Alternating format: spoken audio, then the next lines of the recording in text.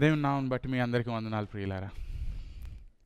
ఈరోజు దేవుని వాక్యం మీ వద్దకు తీసుకురావడానికి నేను ఎంతగానో ఆనందిస్తున్నాను. మా సంఘము గ్రేస్ బ్యాప్టిస్ట్ చర్చ్, నేను అక్కడ అసోసియేట్ పాస్టర్గా ఉంటున్నాను. మేమందరము మీ సంఘం కొరకు క్రమం తప్పకుండా ప్రార్థన చేస్తూ ఉంటాము. సో మా సంఘ సభ్యులు ఈరోజు మీ కొరకు మీకు వారి గ్రీటింగ్స్ తీసుకొస్తున్నారు. అయితే మరి ఇప్పుడు వాక్యంలోకి వెళ్ళే ముందు ఈ ఒక చిన్న ఇంట్రడక్షన్. మన అందరికీ ఇష్టమైన వంటకాలు ఉంటాయి కదా, వాటిని కొంతమంది తయారు చేసినప్పుడు మనం ఎంతగానో ఆనందిస్తాము. మీలో చాలామందిలాగే మా భార్య చేసే బిర్యానీ లేకపోతే మటన్ కర్రీ నాకు చాలా ఇష్టం. మీలో చాలామందిలాగే మా చర్చిలో కూడా పుష్ప చేసే మటన్ బిర్యానీ కానీ లేకపోతే చికెన్ కానీ బాగా ఇష్టం అన్నమాట. ఇంకా ఒక్కొక్కసారి వేరే వాళ్ళు చేసే వంటకాల కంటే మన పిల్లలు మమ్మీ చేసే వంటలే బాగుంటాయి అని కూడా అంటూ ఉంటారు కదా. మళ్ళీ తినాలి అన్న ఆశ మనకు ఉంటుంది, మనకు నచ్చిన వంటకాలు తిన్నప్పుడు. సో మీ పాస్టర్ గారు కూడా ఈ మధ్య శాండ్రా చేసే ఫిష్ కర్రీ చాలా బాగుంటుందన్నా అని చెప్తా ఉండేవాడు. నేను నా ఫిష్ కర్రీని రుచి చూసినప్పుడు చాలా బాగా అనిపించింది, నాకు మళ్ళీ తినాలని ఆశ కలిగింది. మన జీవితంలో కూడా కొన్ని రుచికరమైన వంటకాలు ఉంటాయి.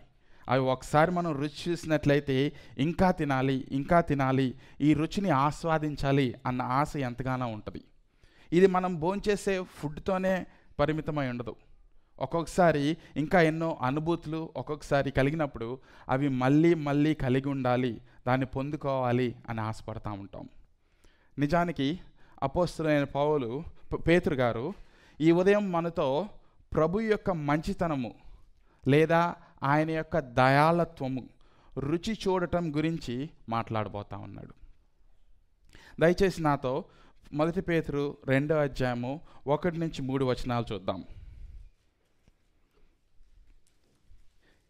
ఈ వాక్యము పేతురు గారు క్రైస్తవులకు రాస్తున్న వాక్యము.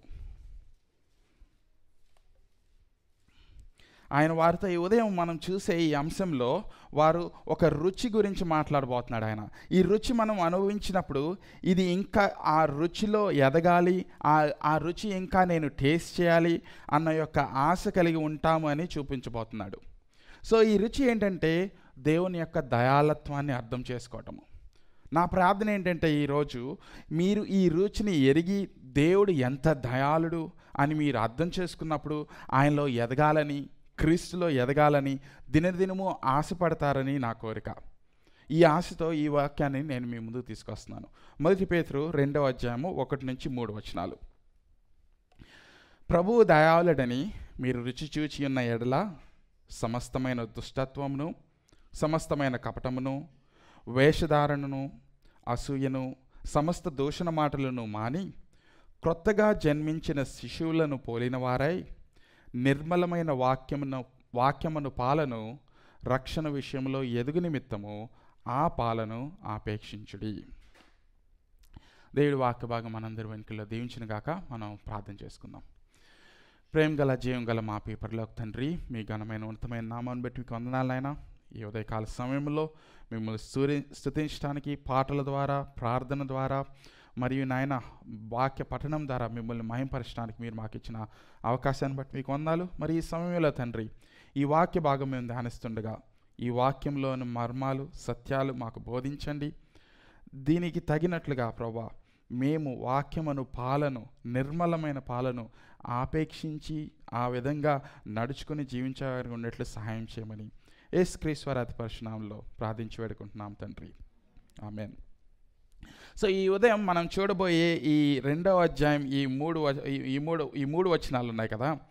ఈ 3 వచనాలు పేతురు గారు మొదటి చాప్టర్కి కంటిన్యూషన్గా రాస్తున్నాడు. ఇది మనం సెపరేట్గా తీసుకోవడానికి వీలు పడదనమాట. సో ఇప్పుడు కొద్దిగా మొదటి చాప్టర్లో ఏం చెప్తున్నాడో కొన్ని హైలైట్స్ చూద్దాం. ఓకే, పేతురు గారు మొదటి అధ్యాయం చివరిలో దేని గురించి మాట్లాడుతున్నాడంటే పరిశుద్ధతలో ఎదుగుట గురించి మాట్లాడుతున్నాడు. పరిశుద్ధతలో ఎదుట గురించి మాట్లాడుతూ దాని యొక్క కంటిన్యూషన్ ఈ 2వ అధ్యాయం. సో మొదటి 3 వచనాలు కూడా. సో మొదటి అధ్యాయం 13వ వచనం చూసినట్లయితే ఆయన ఏమంటాడంటే అక్కడ మీరు మీ మనసు అను నడుము కట్టుకొని నిబ్బరమైన బుద్ధి కలవారై యేసుక్రీస్తు ప్రత్యక్షమైనప్పుడు మీకు దేవుడు కృప విషయమై సంపూర్ణ నిరీక్షణ కలిగి ఉండుడి. సో మొట్టమొదటి ఏం చెప్తున్నాడంటే సంపూర్ణ నిరీక్ష కలిగి ఉండమని చెప్తున్నాడు ఇక్కడ 13వ వచనంలో. క్రైస్తవులు సంపూర్ణ నిరీక్ష కలిగి ఉండాలి అని ఆజ్ఞాపిస్తున్నాడు. మరి అదేవిధంగా 15, 16 వచనాల్లో ఏం చూస్తామంటే నేను పరిశుద్ధుడనై ఉన్నాను కనుక మీరును పరిశుద్ధులై ఉండుడి అని ఆజ్ఞాపిస్తున్నట్టుగా చూస్తాం.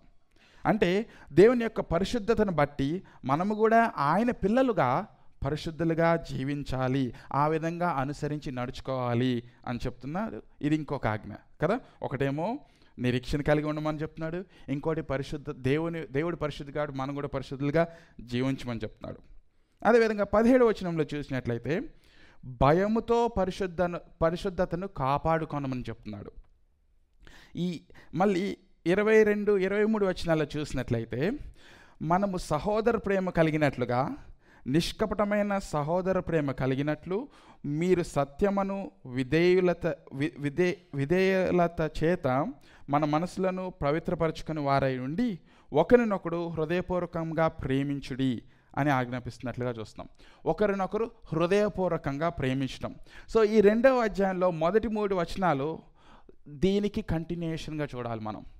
మెయిన్ పాయింట్ ఏంటంటే మీరు పరిశుద్ధతలో ఎదగండి, నిబ్బరమైన మనసు కలిగి నిరీక్షణతో ఎదగండి. దేవుడైతే ఎట్లా పరిశుద్ధుడిగా ఉన్నాడో మీరు కూడా పరిశుద్ధతలో ఎదగండి అని చెప్తూ ఈ వచనం దగ్గరకు వస్తున్నాడు. రెండో అధ్యాయము మొదటి 3 వచనాలు. ఈ మొదటి 3 వచనాలు ఇక్కడ మనం చూసినట్లయితే 1, 2, 3 వచనాలుగా చూస్తాం కదా. కానీ గ్రీక్ టెక్స్ట్లో ఇది మొత్తం ఒక పెద్ద సెంటెన్స్ ప్రియులారా. ఈ మొత్తం ఒక పెద్ద సెంటెన్స్ ఆయన రాశాడు ఇక్కడ. సో అది మనము 4 భాగాలుగా విభజిద్దాం. ఓకే, మొదటి భాగం ఏంటంటే ప్రభువు దయాళుడని మీరు రుచి చూచి ఉన్న ఎడల, అది మొదటి భాగంగా మనం చూద్దాం. ప్రభువు దయాళుడని మీరు రుచి చూచి ఉన్న ఎడల. రెండవ భాగం ఏంటంటే సమస్తమైన దుష్టత్వంలోను సమస్తమైన కపటమును వేషధారను అసూయ సమస్తమైన దూషణ మాటలు మాని, అది రెండవ భాగం. మూడవ భాగము కొత్తగా జన్మించిన శిష్యులను పోలిన వారై నిర్మలమైన వాక్యమును పాలను ఆపేక్షించుడి, అది మూడవ భాగంగా చూస్తూ 4వ భాగంగా ఏం చూద్దామంటే ఆ పాల వలన రక్షణ విషయంలో ఎదుగు నిమిత్తము, అది 4వ భాగంగా చూద్దాం. ఓకే, సో మళ్ళీ ఒకసారి క్లియర్గా చెప్తాను. ఫస్ట్ భాగం ఏంటంటే ప్రభు దయాళుడని మీరు రుచి చూసి ఉన్న ఎడల, అది ఫస్ట్ పాయింట్ అనుకోండి. సెకండ్ పాయింట్ సమస్తమైన దుష్టత్వమును సమస్తమైన కపటమును వేషధారణ అసూయ సమస్తమైన దోష మాటలను మానటము, రెండవ భాగం అయితే. మూడవ భాగము కొత్తగా జన్మించిన శిష్యులను పోలిన వారై నిర్మలమైన వాక్యమును పాలను ఆపేక్షించుడి. 4వ భాగము ఆ పాలను ఆపేక్షించుతూ రక్షణ విషయంలో ఎదుగు నిమిత్తము మీరు జీవించండి అన్నట్లుగా చూస్తాం. సో ఇప్పుడు మనం మొదటి భాగం చూసినట్లయితే ప్రభువు దయాళుడని మీరు రుచి చూచిన ఎడల అంటున్నాడు ఇక్కడ. ఇది ఒక కండిషనల్ క్లాజ్ అన్నమాట. దేవుని యొక్క దయాలత్వం మనం అర్థం చేసుకున్నప్పుడు, దేవుడు మంచివాడు గొప్పవాడు అని మనం అర్థం చేసుకున్నప్పుడు మనం ఏ విధంగా జీవిస్తాము? ఒక సర్టన్ వేలో జీవిస్తాము. దేవుని యొక్క క్యారెక్టర్ మనం ఆలోచించినప్పుడు అది మనలో ఒకలాంటి ప్రేరేపణ ఆసక్తి రేపుతుంది. జీవితాల్లో మనము చాలాసార్లు నెగ్లెక్ట్ చేసే అంశం ఏంటంటే దేవుడు మన పట్ల ఎంత దయాలత్వం చూపించాడో అన్నది మనం మర్చిపోతూ ఉంటాము. అది మన పరిస్థితుల వల్ల కానీ మన చుట్టూ జరుగుతున్న సర్కమ్స్టాన్సెస్ వల్ల కానీ మన ఈ పాత జ్ఞాపకాలను మర్చిపోయి పక్కన పెట్టేస్తూ ఉంటాము. దాంట్లో దేవుని యొక్క కృప ఎంతగా తోడై ఉందో ఆలోచించడం మానేస్తాము. అది మనల్ని ఈరోజు విశ్వాసంలో దేవుని మీద నమ్మకంతో ఎలా జీవించాలో మనకి నేర్పిస్తుంది అని మనం జ్ఞాపకం చేసుకోవాలి ప్రియులారా. ఇప్పుడు చూశారు కదా, ఈ రుచి చూడటం అంటే ఏంటి? దేవుని యొక్క ప్రేమను దయాళత్వాన్ని మంచితనాన్ని అనుభవించి జీవించటము. అలా జీవించినప్పుడు మనం దేవుని యొక్క వాక్యాన్ని మనం ఎంతగానో ఆశపడతామని అర్థము. పేతురు గారు ఈ వాక్యం ఎక్కడి నుంచి తీసుకున్నాడంటే కీర్తనల గ్రంథము 34:8 నుంచి తీసుకున్నాడు అనమాట. అక్కడేమని ఉంటుందంటే కీర్తనకుడు ఇలా రాస్తాడు, యెహోవా ఉత్తముడని రుచి చూచి తెలుసుకొనుడి అని రాస్తాడు అక్కడ. ఆయన ఆశ్రయించు నరుడు ధన్యుడు. ఇక మనం చూసినట్లయితే ఇక్కడ కీర్తనాకారుడు అంటున్నాడు, యెహోవా ఉత్తముడని రుచి చూచి తెలుసుకొనుడే అని చెప్తున్నాడు కదా. ఇక్కడ పేతురు గారు ఏమని రాస్తున్నాడు, మీరు ప్రభువు దయాళుడని రుచి చూచిన ఎడల అని రాస్తున్నాడు. అంటే ఆయన పేతురు గారు ఎలా రాస్తున్నారంటే, మీరు ఆల్రెడీ ఈ రుచిని తెలుసుకొని ఉన్నారు. ఆ రుచిని మీరు తెలుసుకొని ఉన్నట్లయితే ఒక విధంగా జీవిస్తారు. ఆ రుచిని మీరు అర్థం చేసుకున్నట్లయితే, అది దినదినము అర్థం చేసుకుంటున్నట్లయితే, ఆ జ్ఞానం మీలో ఉన్నట్లయితే, ఆ రుచిని ఒకసారి టేస్ట్ చేసినప్పుడు మీ జీవితం ఒక విధంగా మారుతుంది. ఇది ఎంతగానో నిజం కదా. మన జీవితాల్లో ఒకసారి మన విశ్వాస జీవితంలో కొన్ని సంవత్సరాల నుంచి మనం ఎదుగుతున్నప్పుడు ఒకసారి ఆలోచించి ఆగి నెమరు వేసుకున్నాం అనుకోండి, మన జీవితాల్లో ఆయన ఎన్నో జ్ఞాపకాలు వస్తూ ఉంటాయి కదా. ఎన్నో పరిస్థితుల నుంచి దేవుడు ఎంత నమ్మదగిన వాడుగా ఉన్నాడు, మనతో ఎంత పేషెన్స్తో మనతో ఉన్నాడు. మనం చేస్తున్న పాపాలు తప్పిదాల నుంచి కూడా ఆయన కనికరంతో, కృపతో, ఓర్పుతో, సహనంతో మనతో పాటు నడిచిన దేవుడిగా ఉన్నాడు కదా. అది ఆలోచించినప్పుడు మనకేమనిపిస్తుంది, ప్రభువా ఈ రుచిని నేను ఎరిగి ఉన్నవాడిను, ఆ రుచిని నేను ఎరిగి ఉన్నవాడిని కాబట్టి నన్ను సరిగ్గా జీవించడానికి సహాయం చేయి నాయనా అని మనం ఆలోచిస్తామా లేదా? మరి ఈరోజు ఈ వాక్యం చదువుతున్నప్పుడు ఈ వాక్యంలో దేవుని యొక్క కృప ద్వారా మీరు మంచి గైడెన్స్ పొందారా పాస్ట్లో?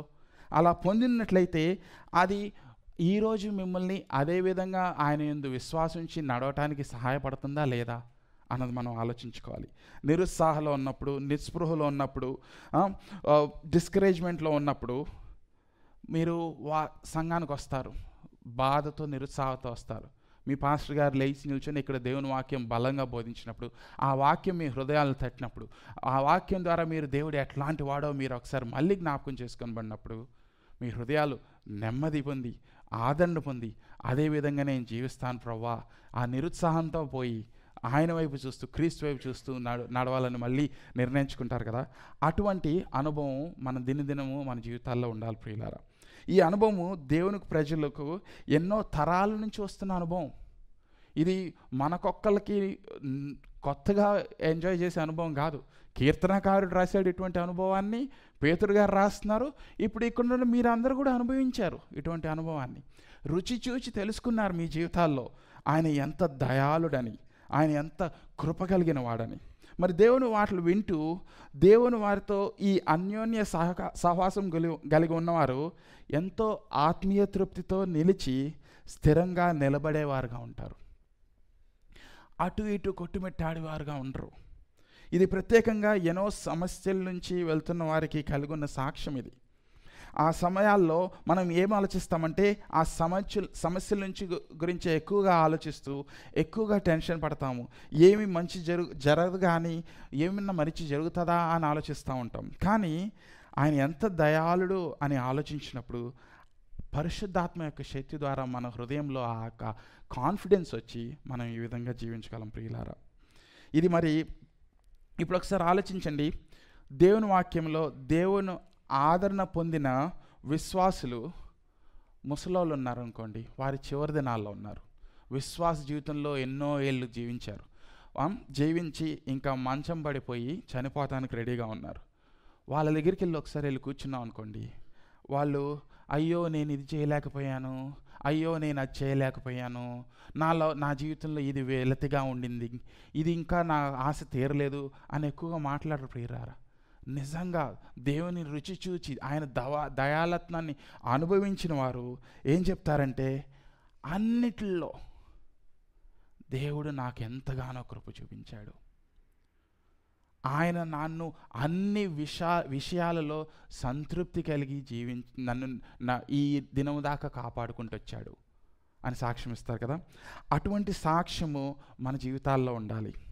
కష్ట సమయాల్లో దేవుడు వారి పట్ల ఏ విధంగా నడిపించుకుంటూ వచ్చారో మనం కూడా ఆ విధంగా నడిపిస్తాడు అన్న ఒక కాన్ఫిడెన్స్తో మనం జీవించగలగాలి ప్రియులారా.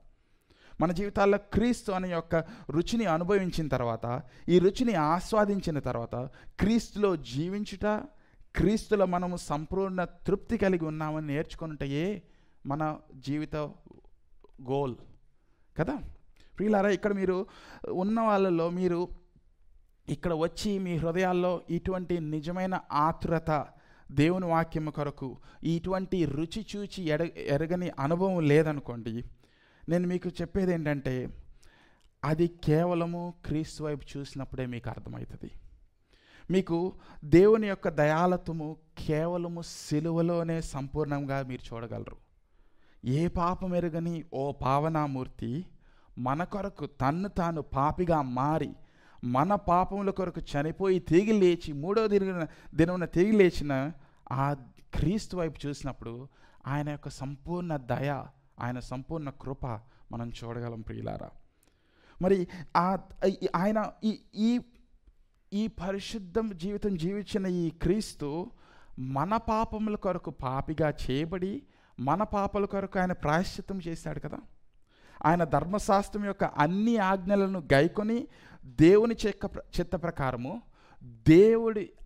తండ్రి యొక్క ఆజ్ఞలు తనకు జీవాన్ని ఇస్తాయి అన్న విధంగా ఈవెన్ సిలువలో పోయి చనిపోయాడు కదా. మరి ఆ యొక్క బలియాగాన్ని బట్టి మనం ఏం చూడగలమంటే పాపులమైన మనం క్షమాపణ పొందుకున్నప్పుడు మనం కూడా ఈ రుచిని అర్థం చేసుకొని దేవుని కొరకు జీవించగలం ప్రియులారా. ఎంత ఘోర పాపినైనా ఈరోజు క్షమించగలిగిన గొప్ప దేవుడు ఆయన. మీరు ఇక్కడ నేను ఎంతో ఊహించలేని పాపములు చేశాను, ఆయన కృప కనికరము నా మీద ఉండదు అని అనుకుంటే అలా అనుకోవద్దు ప్రియులారా. ఎంత గొప్ప పాపినైనా క్షమించి పరిశుద్ధులుగా నిలబట్టగలిగిన గొప్ప దేవుడు మన దేవుడు. మరి మన వాక్యాన్ని కంటిన్యూ చేద్దాం. ఇక్కడ ఏం చూస్తామంటే ప్రభు దయాళుడని మీరు రిసీవ్ చేసుకున్న ఎడల అది మీ జీవితాల్లో నిజమైతే ఏ విధంగా జీవిస్తామని పేతురు గారు రాస్తున్నారు. 2వ వచనం చూద్దాం. మీరు సమస్తమైన దుష్టత్వమును, సమస్తమైన కపటమును, వేషధారణయు, అసూయయు, సమస్తమైన దూషణ మాటలు మానతారంట. ఇంకో విధంగా చూడొచ్చు. ఇది 22-23 వచనాల్లో కూడా చూసాం. 1వ అధ్యాయం 22-23 వచనాల్లో అక్కడ ఏమంటాడంటే, మీరు క్షయబీజము నుండి కాక శాశ్వతమగు జీవము గల దేవుని వాక్యం మూలముగా అక్షయ బీజము నుండి పుట్టినవారు కనుక నిష్కపటమైన సహోదర ప్రేమ కలిగి ఉండుడి. కలుగునట్లుగా మీరు సత్యమునకు విధేయులవుటచే మీ మనసులు పవిత్రపరచుకొని వారై ఉండి ఒకడినొకడు హృదయపూర్వకంగా మిక్కుటంగా ప్రేమించుడి అంటున్నాడు. సో అలా ప్రేమిస్తున్న జీవితాలు ఎలా ఉంటాయి? వారు సమస్తమైన దుష్టత్వాన్ని, అంటే సమస్తమైన కపటాన్ని, సమస్తమైన వేషధారణను, సమస్తమైన అసూయ, సమస్తమైన దూషణ మాటలను మానివేసి జీవితాలుగా ఉంటాయి. మనం ఇక్కడ మానవలసిన ఈ లక్షణాలు చూసామనుకోండి, దుష్టత్వము, కపటము, వేషధారణ, అసూయ. ఇది ఒక ఆథర్ ఏమంటాడంటే రెస్పెక్టబుల్ సిన్స్ అంటాడు, రెస్పెక్టబుల్ పాపాలు అంటాడు. అంటే ఏంటంటే ఈ పాపాలు చేయటానికి ఓకే అని అనట్లేదు ఆయన, కానీ ఈ పాయింట్ గురించి నేను మళ్ళీ వస్తాను. ఈ పాపాలు మనము ఓర్చుకుంటామంట మన సంఘాల్లో. అయితే ఒక విశ్వాస జీవితంలో ఏమని ఉండాలంటే, ప్రభు దయాళుడు అని రుచి చూసి ఉన్న వ్యక్తి దినదినము పశ్చాత్తాపడుతూ జీవించేవాడిగా ఉండాలి. పశ్చాత్తాపము, క్రీస్తు యందు విశ్వాసం ఉంచిన ప్రతి వ్యక్తి పశ్చాత్తాపడి జీవించే వ్యక్తిగా ఉండాలి. నేను ఒకటి విశ్వాసం ఉంచుతున్నాను అని చెప్పి నేను రుచి చూచాను, దేవుడు ఎంత దయాళుడు, ఎంత కనికరం వలగాడు అని చెప్పేసి నా పాపాలను నేను డీల్ చేసుకోవట్లేదు అనుకోండి, అది కుదరదు ప్రియులారా. ఇది గనక నేను విశ్వాసిని అంటే నేను పశ్చాత్తాపడుతూ జీవిస్తున్న వ్యక్తిని అని కూడా మనం అర్థం చేసుకోవాలి. ఆ జీవితం మనలో ఉందో లేదా మనం ఒకసారి ఆలోచించుకోవాలి. ఇదే రోమిలకు రాసిన పత్రిక 13వ అధ్యాయం 12వ అధ్యాయంలో కూడా మనం చూస్తాము. రోమిలకు రాసిన పత్రిక 13వ అధ్యాయం 12వ వచనం. రాత్రి చాలా గడిచి పగలు సమీపముగా ఉన్నది కనుక మనము అంధకార క్రియలను విసర్జించి. ఎవరైతే విశ్వాసిగా ఉంటాడో అతను అంధకార క్రియలను విసర్జిస్తాడు, కొన్ని పాపాలను మానేస్తాడు అనమాట. ఎఫెసీయుల పత్రిక 4వ అధ్యాయం 22వ వచనం కూడా చూసినట్లయితే, కావున మునుపటి ప్రవర్తన విషయంలోనైతే మోసకరమైన దురాశ వలన చెడిపోయి మీ ప్రాచీన స్వభావమును వదులుకొని. సో దేవుడు దయాళుని అర్థం చేసుకున్నవాడు తన ప్రాచీన స్వభావాన్ని విడిచిపెడతాడు, తన నూతన స్వభావాన్ని తగ్గట్టుగా జీవిస్తాడు. ప్రియులారా, మళ్ళీ కొలసీలకు రాసిన పత్రిక 3వ అధ్యాయం 8వ వచనం. ఇది కొద్దిగా మన ఈ ఈ ఈ ప్యాసేజ్కి సిమిలర్గా ఉంటుంది అనమాట. మొదటి కొలసీలకు రాసిన పత్రిక 3వ అధ్యాయం 7వ వచనం.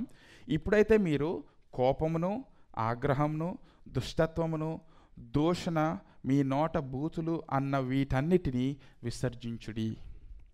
సో ఈ వాక్యాలు చూసినప్పుడు ఒకటి మనం ఏం చూస్తామంటే, మన వచనాలలో ఈ వచనాలకి ఒక లిస్ట్ ఒక సిమిలర్గా ఉన్నట్లు చూస్తాం కదా.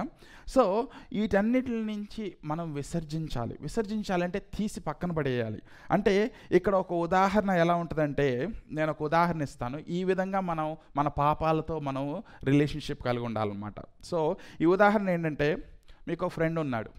మీ ఫ్రెండ్ అంటాడు, అరే మా ఇంటికి రా, నా దగ్గర ఒక చాలా మంచి మంచి కోట్లు వచ్చాయి, ఎవరో వాడి ఇచ్చేసినాయి, వాళ్ళకి పట్టట్లేదంట, అవి వచ్చి ఒకసారి చూసుకో, నీకు నచ్చింది తీసుకో అని అంటాడు అనమాట.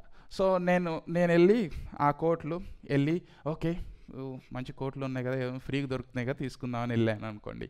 వెళ్ళి వేసుకోవడానికి ట్రై చేస్తూ ఒకటి మంచి కనిపించింది, ఓకే ఇది తీసుకుని వేసుకుంటానికి ట్రై చేశాను, వేసుకుని అబ్బా కరెక్ట్ ఫిట్ అయింది అనుకున్న టైంలో మీ ఫ్రెండ్ నెమ్మదిగా ఏమంటాడంటే, అరే యాక్చువల్లీ నేను చెప్పడం మర్చిపోయాను, అది వేసుకున్న వ్యక్తికి బాగా స్కిన్ అలర్జీలు ఉండేరా అనేవాడు అని అంటాడు అనమాట. అలా విన్న వెంటనే నేను ఏం చేస్తాను, ఓహో అవునా అని ఆలోచించను కదా, వెంటనే ఇప్పి పడేస్తాను కదా ఆ కోట్ని. ఒక నిమిషం కూడా ఆగను, వెంటనే ఇప్పి పడేస్తాను. ఎందుకంటే అది మంచి కోట్ కాదు అని నాకు తెలుసు. సో అటువంటి జీవితము మనము కలిగి ఉండాలి మన పాపం విషయంలో. ఇది పాపం అని అర్థమైనప్పుడు పర్లేదులే, ఏం పర్లేదులే అనుకుంటూ ఊరుకుంటే కుదరదు. దాన్ని వెంటనే తీసి పక్కన పడేసి, ఎంత అసలు నువ్వు నా ఫ్రెండ్వేనా అని కూడా అంటాం ఆ ఫ్రెండ్ని, అసలు ఇట్లాంటి పరిస్థితికి ఎందుకు తీసుకొచ్చావు నన్ను అన్నట్లు కదా.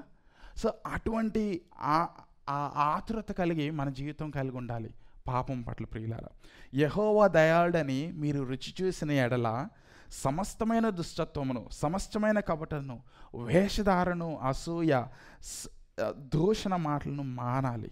ప్రియులారా, ఈ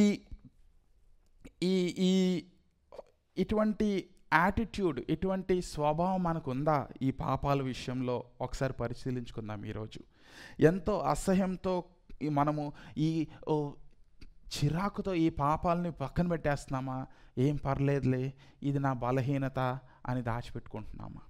ఆలోచించుకోవాలి. సో మరి ఇప్పుడు ఈ లిస్ట్ని మనము కొద్దిగా డీటెయిల్డ్గా చూద్దాము. ఓకే, ఇందాక నేను అన్నాను కదా, ఈ రెస్పెక్టబుల్ సిన్స్ అన్నా కదా, ఒక గౌరవకరమైన పాపాలు అన్నాను అని. ఆ పేరు అనడం వల్ల పాపాలు చేసినా పర్లేదు, దేవుడు ఏమీ అనడు ఈ పాపాలు చేసినా అని నేను అనట్లేదు. అయితే ఒక ఆథర్ జెరీ బ్రిడ్జెస్ అనే ఆయన ఈ పదం వాడతాడు ఈ పాపాల గురించి మాట్లాడుతూ.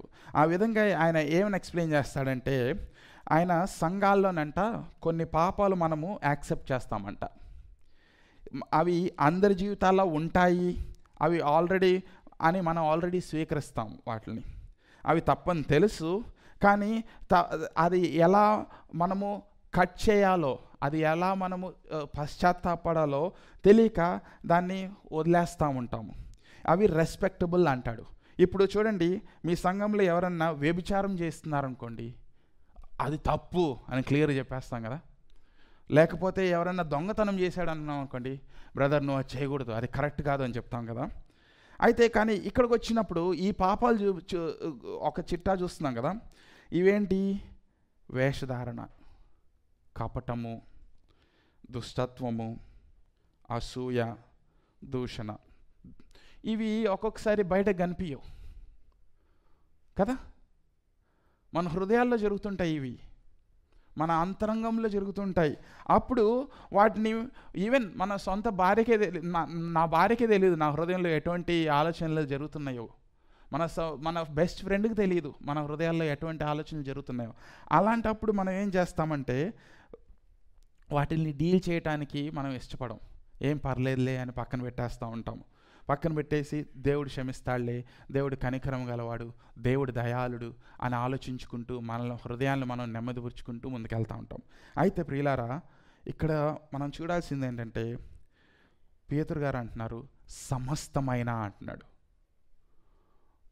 10% కాదు, 20% కాదు, 30% కాదు, సమస్తమైన దూషణ, సమస్తమైన అసూయ. అంటే దాన్ని ఎంటైర్గా మనం తుడిచిపెట్టేయాలి మన జీవితాల్లోంచి, ఒకవేళ నువ్వు నిజంగా రుచి చూసి దేవుడు దయాళుడు అనేది తెలుసుకున్నప్పుడైతే కదా. మరి ఈ ఈ ఈ దుష్టత్వం అంటే ఏంటి ఒకసారి చూద్దాం. ఓకే, ఇది ఇంగ్లీష్లో మ్యాలిస్ అంటారు. ఓకే, దీని అర్థం ఏంటంటే, మన హృదయంలో ఉండే ఒక ఆశ, ఎవరన్నా బాధపడాలని, ఫిజికల్గా బాగా హర్ట్ అవ్వాలని కాకపోయినా ఏదో విధంగా వాళ్ళు ఇబ్బంది పడాలి అనే కోరిక ఉంటుంది హృదయంలో. అది దూషణ. దూషణ కొద్దిగా మనకి ఎలా అనిపిస్తుంది అంటే దుష్టత్వము, వికెడ్నెస్. దాన్ని ఇంకొద్దిగా సటిల్గా మ్యాలిస్ అంటారు అనమాట. ఈ మ్యాలిస్ ఎలా ఉంటుందంటే, ఇప్పుడు మన బ్రదర్ టైర్ పంచర్ అయిందనుకోండి, మనం బయటికి అయ్యో అంటాము, కానీ మన హృదయంలో ఎక్కడో లోపల మంచి పని అయింది అనుకుంటాం. ఇది పర్టికులర్గా బెస్ట్ ఫ్రెండ్స్ మధ్యలో కూడా జరుగుతూ ఉంటుంది. నువ్వు ఫెయిల్ అయ్యావే అనుకో ఎగ్జామ్లో, నీ బెస్ట్ ఫ్రెండే ఫస్ట్ బాగా ఆనందిస్తాడు, అబ్బా బాగా ఫెయిల్ అయ్యాడు నా ఫ్రెండ్ అని కదా. కానీ ఆ ఆలోచన అది దుష్టత్వం ప్రియులారా. ఎదుటివాడి చెడు కోరుకునే ఆ యొక్క ఆశ దుష్టత్వము. అది మనము మన జీవితాల నుంచి మానివేయాలి అంటున్నాడు పేతురు గారు ఇక్కడ. దాన్ని విడిచిపెట్టాలి అంటున్నారు. ఇంకో రెండవది చూద్దాము, కపటము. కపటం అంటే ఏంటంటే, ఒకటి ఉన్నది లేనట్టుగా చూపించటం. ఇది ఇతరులు తప్పుదారి పట్టించాలి అని ఆశ కలిగి ఉన్న జీవితము. సో మనము అవునంటే అవును, కాదంటే కాదు అన్నట్లు ఉండాలని యేసుప్రభు గారు చెప్తున్నప్పుడు, మన జీవితాల్లో స్ట్రైట్ ఫార్వర్డ్గా క్లియర్గా ఉండాలని మనం అనుకుంటున్నప్పుడు, ఒక్కొక్కసారి మనము ఆలోచించామనుకోండి, మనం మాట్లాడే మాటల్లో ఏదో రెండో అర్థం ఉంటుంది కదా. చాలా వరకు ఒక బ్రదర్ వచ్చి ఏదో మాట అన్నాడు అనుకోండి, ఈ బ్రదర్ ఇదన్నాడా లేకపోతే ఈ మాట వెనకాల ఇంకేమైనా అర్థం ఉందా అని ఆలోచిస్తూ ఉంటాం కదా ఎక్కువ. సో అది కపటం ప్రియులారా. అటువంటి ఆ విధమైన జీవితం క్రైస్తవుల జీవితంలో ఉండటానికి వీల్లేదు. మనం మాట్లాడితే యథార్థంగా మాట్లాడాలి, లేకపోతే నోరు మూసుకుని ఉండాలి. అలా జీవిస్తున్నాం లేదా? అటువంటి కపటం మన జీవితంలో ఉందా లేదా? ఇప్పుడు ఒక ఉదాహరణ తీసుకుందాం. పాతకాలంలో బాగా డబ్బున్న వ్యాపారులు ఏం చేసేవాళ్ళంటేనంట, మంచి ఓడల వ్యాపారంలో ఇన్వెస్ట్ చేసేవాళ్ళంట. సో ప్రతి ఓడకి ఒక క్యాప్టెన్ ఉండేవాడు, నౌకాధిపతి. మళ్ళీ అతని కింద ఒక ఫస్ట్ మ్యాన్, ఒక సూపర్వైజర్ ఉండేవాడు అనమాట. సో ఇప్పుడు ఈ నౌకాధిపతికేమో ఒక రెస్పాన్సిబిలిటీ ఉండేది. ప్రతి రోజు అయిపోయిన తర్వాత ఒక రికార్డ్ రాయాలి, ఏం జరిగింది ఈరోజు రిపోర్ట్ రాయాలన్నమాట. ఈ ఫస్ట్ మ్యాన్, ఈ సూపర్వైజర్ ఉన్నాడు కదా, ఆయన కూడా ఒక రిపోర్ట్ రాయాలి. ఓకే, సో ఇప్పుడు ఈ నౌకాధిపతి ఏం చేస్తాడంటే, ఒకరోజు ఫస్ట్ మెన్ తాగుంటం చూసి, ఈరోజు ఫస్ట్ మెన్ తాగున్నాడు అని అతని రిపోర్ట్లో రాసుకున్నాడు. అయితే ఈ ఫస్ట్ మెన్ ఈ రికార్డ్ చూసి, అబ్బా నా గురించి ఇట్లా రాశాడా, ఓకే ఇప్పుడు నేను రివెంజ్ తీసుకోవాలని చెప్పి ఇతనేం చేస్తాడంటేనంట, అతని రికార్డులో ఈరోజు నౌకాధిపతి తాగి లేడు అని రాస్తాడు. వాస్తవానికి అది సత్యము, ఆయన ఎప్పుడు తాగలేదు. కానీ ఈరోజు నౌకాధిపతి తాగి లేడు అని రాయటంతో, అంటే మిగతా రోజులంతా తాగున్నాడా నౌకాధిపతి అని దాన్ని చదివి అర్థం చేసుకోవడానికి ఉంటుంది కదా. సో అది కపటం ప్రియులారా. అటువంటి విధంగా మనం ఏమన్నా మాట్లాడుతున్నామా? మనం మాట్లాడే మాటలు ఒకసారి మనం జ్ఞాపకం చేసుకోవాలి. మన హృదయాల్లో అట్లా ఆలోచిస్తున్నాం, బయటికి తెలియకపోయినా మన హృదయాల్లో ఎటువంటి కపటంతో జీవిస్తున్నామా అది ఆలోచించుకోవాలి. మళ్ళీ నెక్స్ట్ ఈ లిస్ట్ ఇంకొకటి చూస్తున్నాం, వేషధారణ. నువ్వు ఒకడివైతే ఇంకో వాడిగా నువ్వు బయట వాళ్ళకు చూపించుకోవటం. ఇది ఎంతో భయంకరమైన విషయం. క్రైస్తవులుగా మనము ఈ విధంగా జీవిస్తే బయటకి ఏమో చాలా నెమ్మది కలిగిన వారంగా ఉంటూ, కానీ హృదయంలో ఈ ఒక పరిశుద్ధత అనే ఒక అంగీని తొడుక్కొని దాని వెనకాల మనం ఇష్టం వచ్చినట్లుగా జీవిస్తున్నామా ఆదివారం సంఘంకి వస్తాము, కానీ మిగతా వారం అంతా మన జీవితాలు ఇష్టంగా జీవిస్తాము. మన మాట తీరు వేరుగా ఉంటుంది, బయట మన ప్రవర్తన వేరుగా ఉంటుంది, మనం చేసే పనులు వేరుగా ఉంటాయి, మనం వెళ్ళే చోట్లు వేరుగా ఉంటాయి. కానీ సంఘానికి రాగానే, ఆదివారం రాగానే తెల్లబట్టలు వేసుకొని ఎంతో పరిశుభ్రంగా వచ్చి లోకస్తులు చాలా మంది మేము ఎందుకు చర్చకు రామంటే అక్కడ ఉన్న వాళ్ళందరూ వేషధారులే. నేను వాళ్ళకి ఏం సమాధానం ఇస్తానంటే, అవును అక్కడ ఉన్న వాళ్ళందరూ వేషధారులు చాపలే, ఇంకొక వేషధారు వస్తే ఏం ప్రాబ్లం లేదు, నువ్వు కూడా రా అంటాను. ఎందుకంటే మనం అందరం వేషధారులు ప్రియులారా. సరిగ్గా ఆలోచిస్తే ఈ లోకంలో ఉన్న ప్రతి ఒక్కరు వేషధారు. కానీ ఈ వేషధారులకు ఎవరు కావాలి? ఈ వేషధారి జీవితం మానేసి జీవితం మనకు కావాలి. అది మనం జీవిస్తున్నామా, లేకపోతే ఇటువంటి టెంప్టేషన్లో పడిపోతున్నామా ఆలోచించుకోవాలి ప్రియులారా. నేను ఇప్పుడు మిమ్మల్ని అడిగాను అనుకోండి, బ్రదర్ ఇది చేయకూడదా అంటే మీరు చేయకూడదు అంటారు. వాక్యం ఇది చెప్తుంది ఇది చేయకూడదా, ఇది చేయకూడదు, ఈ వాక్యం ఇది చెప్తుంది చేయకూడదు, అన్నిటికీ కరెక్ట్ ఆన్సర్ ఇస్తాను. కానీ బ్రదర్ నువ్వు ఈ విధంగా చేస్తానంటే లేదు బ్రదర్ సారీ విషయాల్లో నిజంగా జీవించగలిగితే అది సరే కరెక్ట్, ఇది కరెక్ట్ కాదని ఆ విధంగా జీవించడానికి ఏది ఆపుతుంది మన జీవితాల్లో పరిశీలించుకోవాలి. ఈ వేషధారణ మన జీవితాల్లో కలిగి ఉన్నాము. మంచిగా ఎవరన్నా వాళ్ళ జీవితాల్లో ఆనందిస్తున్నారంటే పర్టికులర్ గా మీరు డ్రైవ్ చేసినప్పుడు మీరు ఎంత సాంఘికమైన వారు ఇక్కడ యుఏఈలో పర్టికులర్ రోడ్ ఎవరైనా కట్ చేశారు అనుకోండి, కోపం వచ్చేస్తుంది డ్రైవింగ్.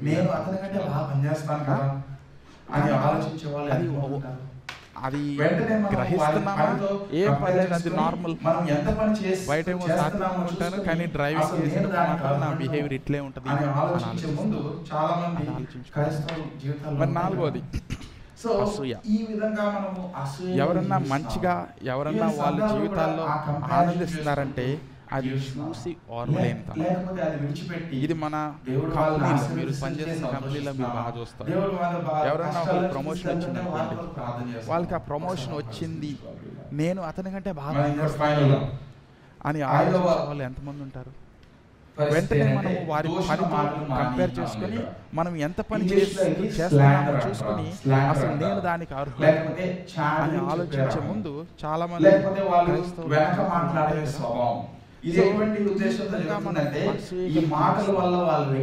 సంఘాల్లో కూడా ఆ కంపారిజన్ ఇది చాలా ఈజీ హ్యాబిట్ పెట్టి మనం కూడా వాళ్ళని ఆశీర్వదిస్తే సంతోషిస్తున్నామా, దేవుడు వాళ్ళ కష్టాల నుంచి ఎలా స్టార్ట్ అవుతాయంటే ఏం జరిగిందో ఆ బ్రదర్. మన ఇంకోటి ఫైనల్ గా 5వ అక్కడ నుంచి పరిస్థితి ఏంటంటే దూషణ మాటలు మాని అని ఉంది ఇక్కడ. లేకపోతే ఇంగ్లీష్ లో ఇది స్లాండర్ అంటారు, లేకపోతే చాడి చెప్పారు, లేకపోతే వాళ్ళు వెనక మాట్లాడే స్వభావం. ఇది ఎటువంటి ఉద్దేశంతో జరుగుతుందంటే ఈ మాటల వల్ల వాళ్ళ వ్యక్తిత్వాన్ని చెడుగా ఇతరులకు చూపించడానికి చేసే ప్రయత్నం. ఇది చాలా ఈజీ హ్యాబిట్ గా మనం కూడా దీంట్లో ఈజీగా పడిపోతూ ఉంటాం. జనరల్ గా మన మాటలు ఎలా స్టార్ట్ అవుతాయంటే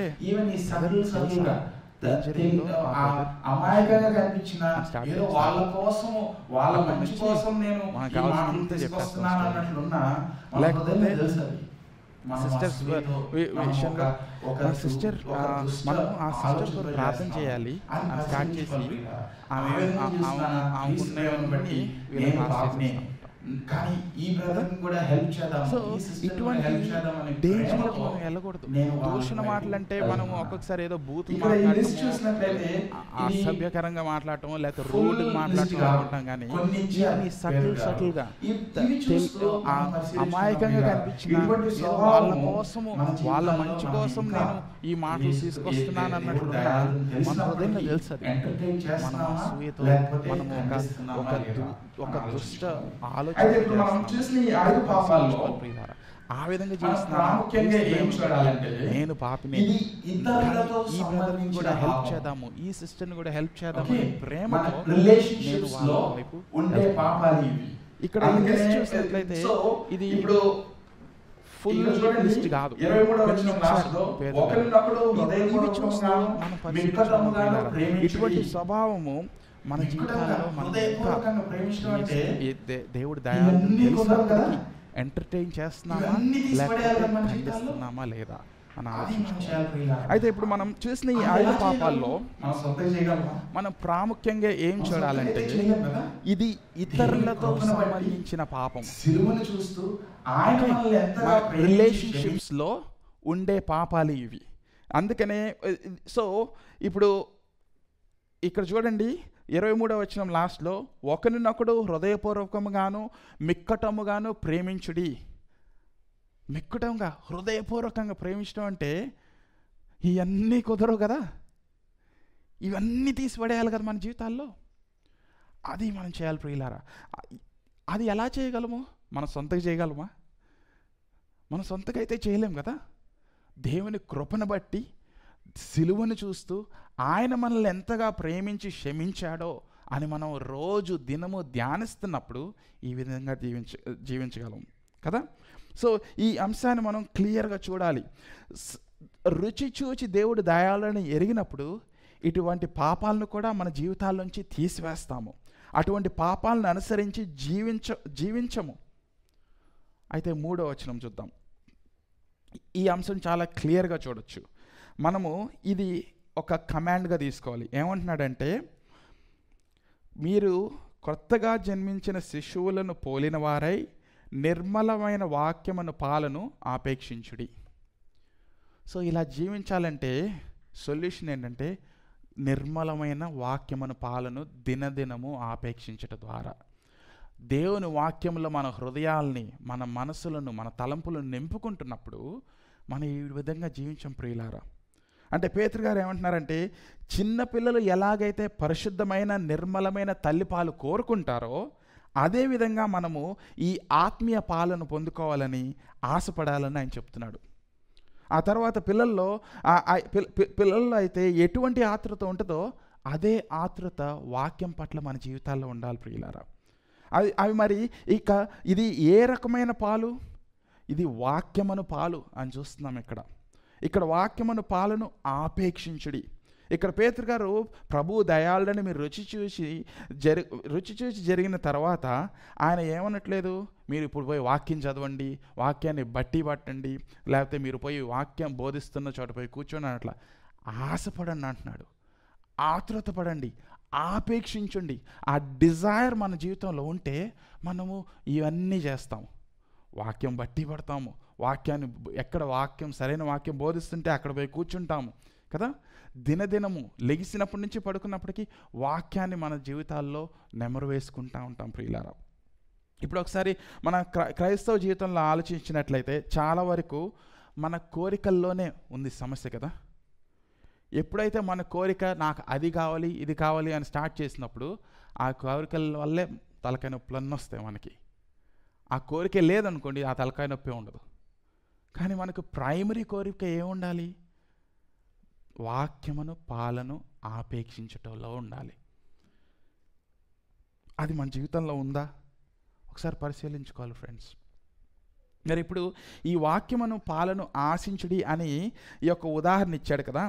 దీని నుంచి మనం కొన్ని విషయాలు నేర్చుకుందాం. ఓకే, 3 విషయాలు నేర్చుకుందాం.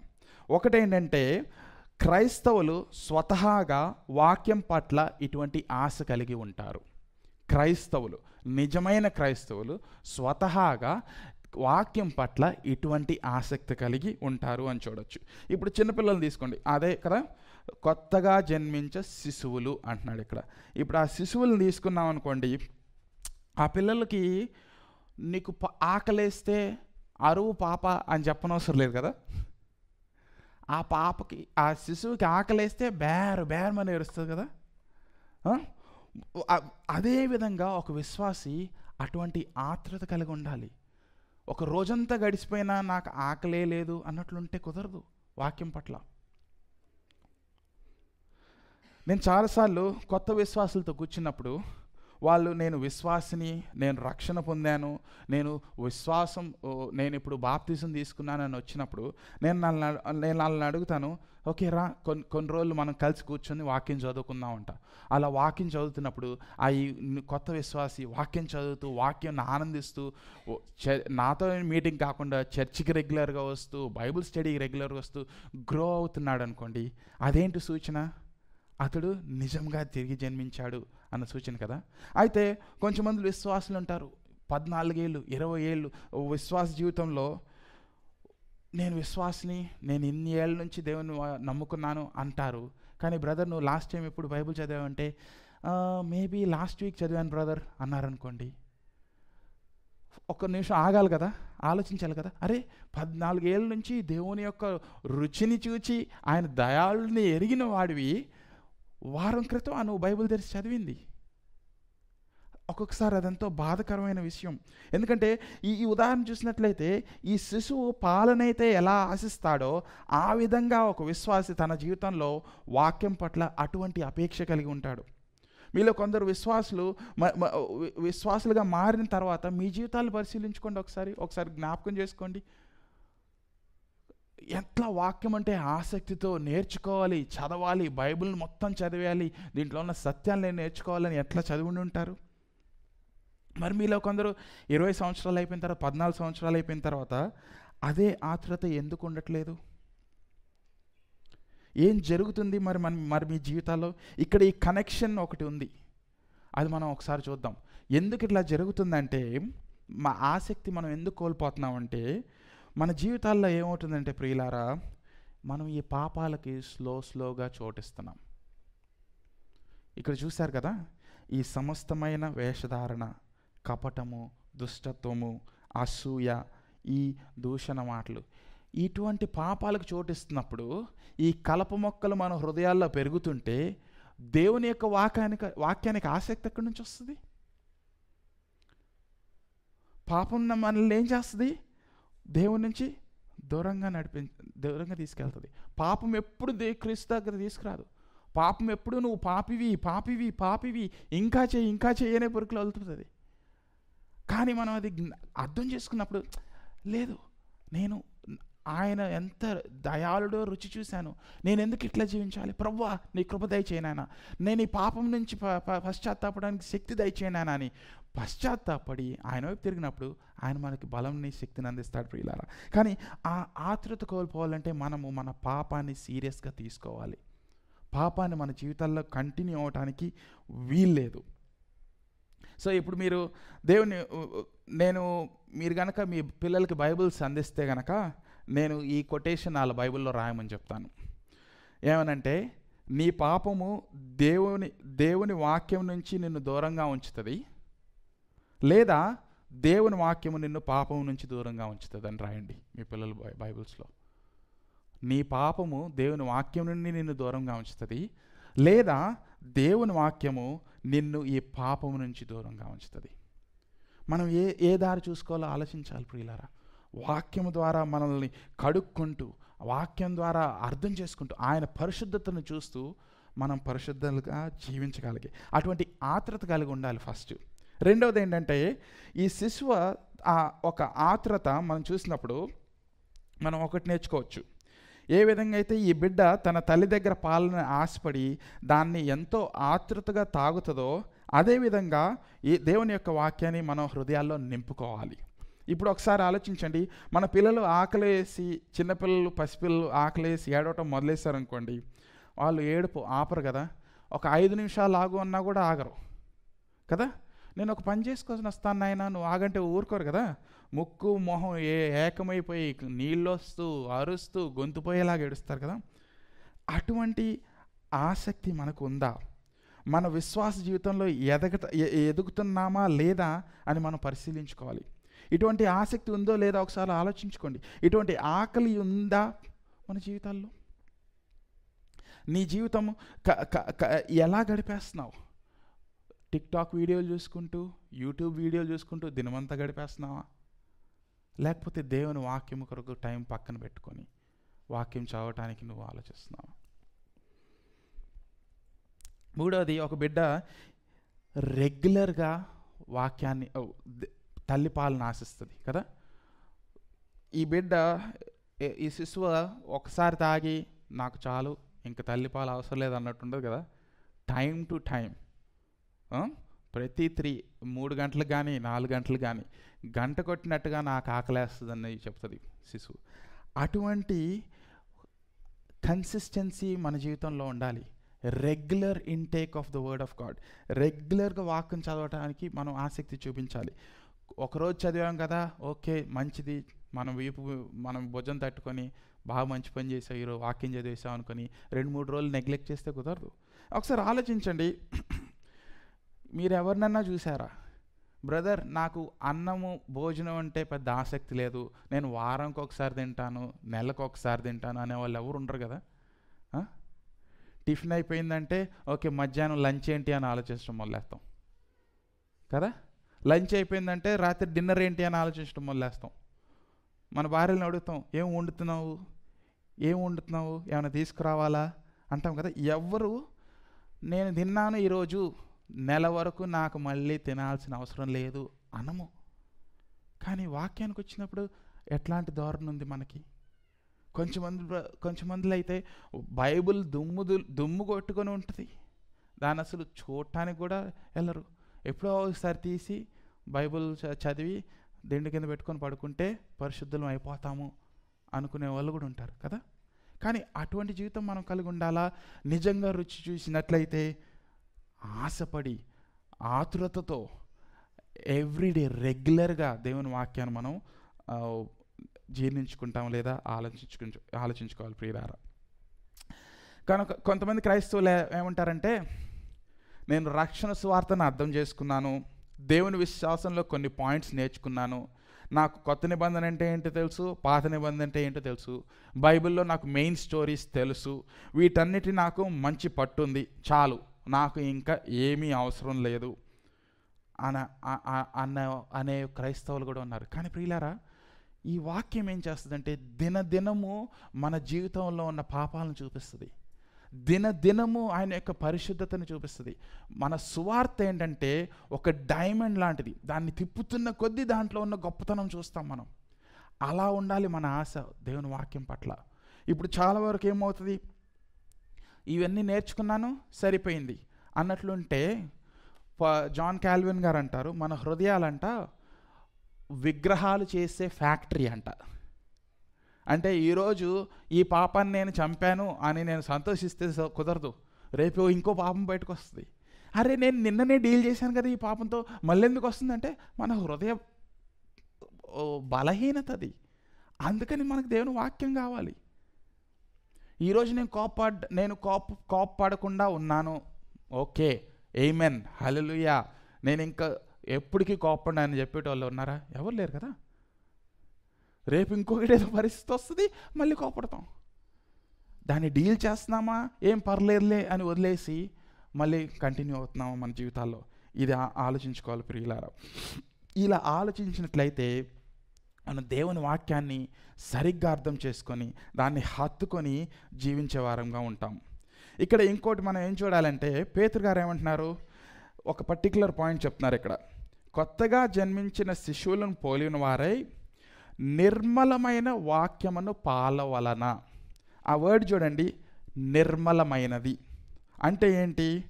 ఇది కలుషితమైన పాలు కాదు కదా. ఈ వాక్యం ఎలాంటి వాక్యము? కలుషితమైన వాక్యం కాదు, నిర్మలమైన వాక్యాన్ని కూడా గ్రహించాలి. సో మనం ఏం చేయాలంటే, నేను ఏది పడితే అది వాక్యం అని తీసేసుకోవడానికి కూడా కుదరదు. ఇప్పుడు చూడండి, ఇక్కడ రికార్డ్ చేస్తున్నారు నా సర్మన్ని, పాస్టర్ గారు అప్లోడ్ చేస్తారు యూట్యూబ్లో. ఇలాంటి వాక్యాలు ఆన్లైన్లో కుప్పలు తెప్పలు ఉన్నాయి మనకి కదా. కానీ వాటిలో ఏది నిర్మలమైన వాక్యము? అది మనకు గ్రహింపు లేకపోతే అన్నింటినీ స్వీకరించేస్తూ ఉంటే మనం తప్పుడు బోధలకు కూడా నడిపింపబడతాం. ఇప్పుడు చూడండి, ఈ ఉదాహరణకి జనరల్గా తప్పుడు బోధల్లో 90% సత్యం ఉంటుంది, 10% అసత్యం ఉంటుందా? కాదు, 99% సత్యం ఉంటుంది, దేవుని గురించే మాట్లాడతారు, క్రీస్తు సిలువు గురించే మాట్లాడతారు, దేవుని వాక్యాలు కోట్ చేస్తారు. కానీ ఆ 1% ఎక్కడో తప్పుడు బోధని స్లోగా తీసుకొస్తారు. ఒక్క 1% చాలు కదా విషయము మన జీవితాలను చంపేయడానికి. మన విశ్వాస జీవితంలో మనం కేర్ఫుల్గా ఉండాలి ప్రియులారా. అందుకని ఈ నిర్మలమైన వాక్యాన్ని మనం ఆశపడుతున్నామా లేదా? మళ్ళీ ఎలాంటి బోధకుల్ని వినకూడదు అని నేను ఇప్పుడు లిస్ట్ ఇవ్వను, కానీ మీకు డౌట్ ఉంటే, క్వశ్చన్స్ ఉంటే మీ పాస్టర్ గారిని అడిగి తెలుసుకోండి. ఎలాంటి పాస్టర్ల నుంచి మీరు వాక్యం వినకూడదు. నేను ఒకటి చెప్పేది ఏంటంటే, దేవుడి యొక్క మహాకృపను బట్టి ఈ సంఘంలో క్రైస్ట్ కమ్యూనిటీ తెలుగు చర్చ్లో మీకు 2 సేవకులను ఇచ్చారు దేవుడు. పాస్టర్ శ్యామ్ గారు, పాస్టర్ రమేష్ గారు. వారు కష్టపడి దేవుని వాక్యాన్ని మీకు రోజు తీసుకొస్తున్నారు. ఆదివారం అనక ఆదివారం కష్టపడి దేవుని వాక్యాన్ని వాళ్ళు ఏం చేస్తున్నారు? ఇది దేవుని వాక్యము, మీరు చూడండి, అర్థం చేసుకోండి, ఈ విధంగా జీవించండి అని మీకు బోధిస్తున్నారు కదా. అందుకు దేవుణ్ణి స్తుతించి ఆ వాక్యాన్ని మీ హృదయాల్లో భద్రపరచుకొని ప్రియులారా, అది భద్రపరచుకొని జీవించినప్పుడు అది మీకే మేలు. రుచి చూచి ఎరిగినప్పుడు, యెహోవా దయాళుడని అర్థం చేసుకున్నప్పుడు, నిజమైన వాక్యము ఇంత అందుబాటులో ఉంటే అబుదాబీలో తెలుగు సంఘంలో వాక్యము, నిర్మలమైన వాక్యం బోధించబడుతున్నప్పుడు రిసీవ్ చేసుకొని ప్రియులారా, అది మీ హృదయాల్లో అప్లై చేసుకొని అర్థం చేసుకొని ఆ విధంగా జీవించండి. అందుకు మీరు స్తుతించండి. యథార్థమైన వాక్యం బోధించబడుతుంటే అది ఎంతో మంచిది. అందుకు మేము ఎంతో సంతోషిస్తున్నాము. షార్జాలో ఉంటూ ఒక తెలుగు చర్చ్ ఇక్కడ ఉంది, దేవుని వాక్య సత్యాన్ని భయపడకుండా బోధిస్తారు అన్న కాన్ఫిడెన్స్ ఉంది. అందుకని మనము ధన్యులము. మీరందరు ధన్యులు. నాకు తెలుసు షార్జాలో ఇటువంటి చర్చ్ లేదు. ఇలా నిజముగా యథార్థంగా వాక్యానుసారంగా బోధించే చర్చలు లేవు అక్కడ. సో అటువంటి వాల్యూని మనము మిస్యూజ్ చేసుకోవద్దు. బట్ ఇప్పుడు ఫైనల్గా ఒక పాయింట్కి వద్దాం. Okay, last point. ఇక్కడ ఏం చూడాలంటే, ఇక్కడ నేను మిస్ చేశాను 3rd verseలో, క్రొత్తగా జన్మించు శిశువులో పోలిన వారై నిర్మలమైన వాక్యమును పాలను రక్షణ విషయములో ఎదుగు నిమిత్తము ఆ పాలను ఆపేక్షించిని అంటున్నాడు. సో ఆ రక్షణ విషయము ఎదుగు నిమిత్తము. సో ఈ పాలను నేను ఎందుకు ఆపేక్షించాలి? రక్షణ విషయంలో ఎదగటానికి కొరకు. అది మన ఫైనల్ గోల్. ఈ వాక్యాన్ని ఆపేక్షించడానికి ఏదో నేను నాలెడ్జ్ని పెంచేసుకొని బైబిల్లో ఈ సూత్రాలు ఉన్నాయి, ఆ సూత్రాలు ఉన్నాయని ఒక లెక్చర్లు ఇవ్వటానికి కాదు. ఇది ఏం చేయడానికంటే, నేను రక్షణ నిమిత్తము ఎదగటానికి, ఆ గ్రోత్ చూడాలి నేను. సో నేను వాక్యం చదివేటప్పుడు ఎట్లా రావాలంటే, వాక్యం వైపు, ప్రభా ఈరోజు నన్ను ఎలా నువ్వు నీ స్వరూపంలోకి మారుస్తున్నావో చూపించు నాయనా అన్న ఆశ కలిగి రావాలి. నేను ఈరోజు ఏం కొత్తగా నేర్చుకొని వెళ్తాను అన్న ఆశ కాదు. ఆ కొత్తగా నేర్చుకున్నది నా హృదయంలో ఎట్లాంటి పని చేస్తుంది, నన్ను పాపమునకు ఒప్పుకోలు తీసుకొస్తుందా, పరిశుద్ధతకు ఇంకా నేను పరిశుద్ధలో జీవించాలన్న ఒక ఆశ కలిగిస్తుందా, ఇతరుల కొరకు ప్రేమను పుట్టిస్తుందా, దేవుని కొరకు ప్రేమ పుట్టిస్తుందా? దేవుని వాక్యం ఆ కార్యం చేయాలి ప్రియులారా. ఏదో చదివేసి ఒక చాప్టర్ చదివాను హల్లెలూయా స్తోత్రం అంటే కుదరదు. అది అర్థం చేసుకొని మన హృదయాల్లో అప్లై చేసుకొని తద్వారా క్రీస్తుని చూస్తూ మనం జీవించగలగాలి. ఇదే మరి చూసాం కదా, ఈవెన్ ఇందాక కీర్తనలు 19వ అధ్యాయంలో ఒకటి చూద్దాం. అవి బంగారం కంటేను విస్తారమైన మేలిమి బంగారం కంటేను కోర తగినవి, తేనె కంటేను జుంటితేర దారల కంటేను మధురమైనవి. ఏవి? దేవుని మాటలు. కీర్తనలు 119వ అధ్యాయం 13వ వచనంలో చూసినట్లయితే, నీ వాక్యములు నా జిహ్వకు ఎంతో మధురములు, అవి నా నోటికి దేనికంటే తీపిగానున్నవి అంటున్నాడు. సో ఇంకొక వచనం కూడా చూద్దాము. యోబు గారు 23వ అధ్యాయం 12వ వచనం. యోబు గారు ఎన్నో శ్రమల నుంచి వెళ్ళాడు. 23వ అధ్యాయంకి వచ్చేలోపు తన ఫ్యామిలీని కోల్పోయిన తన పిల్లల్ని కోల్పోయాడు, తన భార్య విడిచేట్టు వెళ్ళిపోయింది, తను పుండ్లతో కింద కూర్చొని బాధతో క్షీణిస్తున్న సమయంలో యోబు గారు 23వ అధ్యాయం 12వ వచనంలో ఏమంటాడంటే,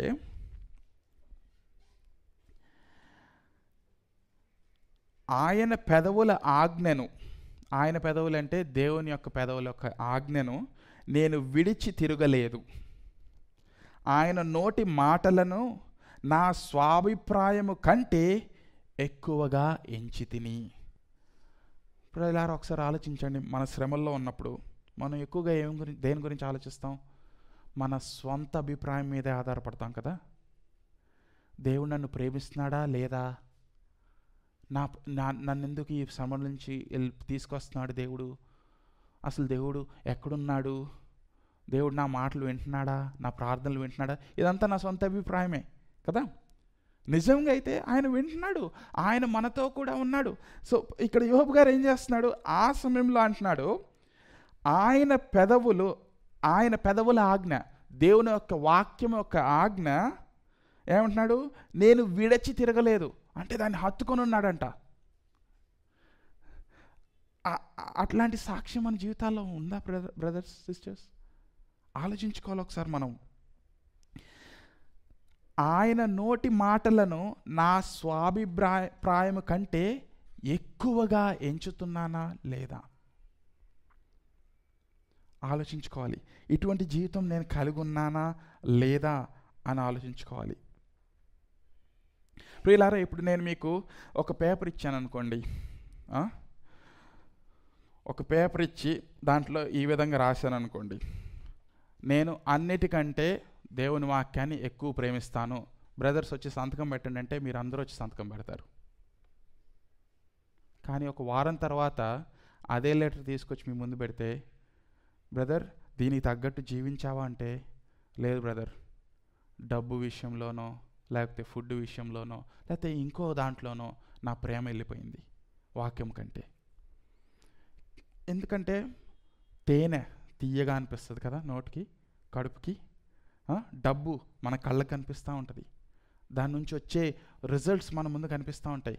కానీ దేవుని వాక్యంలో జీవించడం అనేది, ఇది మనం ఇమీడియట్గా రిజల్ట్స్ చూడకపోయినా ఒకరోజు నిత్య జీవమున ఆ రిజల్ట్స్ మనం చూస్తాం ప్రియులారా.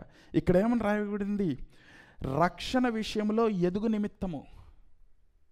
ఒకరోజు మనము తిరిగి జన్మింపజేయబడతాము, మనం చనిపోయిన శరీరాలు తిరిగి లేపబడతాయి. అప్పుడు నిజమైన రక్షణ ఏంటో మనం చూస్తాము. ఆ నిజమైన ఆ యొక్క దేవుని యొక్క తలాంతులు మనకిస్తాడు, దేవుని యొక్క ధనం మనకిస్తాడు. ఐ థింక్ అది నేను ప్రిపేర్ అవ్వలేదు కానీ ఇక్కడ మనం చూడొచ్చు, 1 పీటర్లో చూడొచ్చు. సో ఎవరన్నా కోట్ చేయగలిగితే చేయండి. ఈ నిర్మలమైన స్వాస్థ్యము గురించి మాట్లాడతాడు.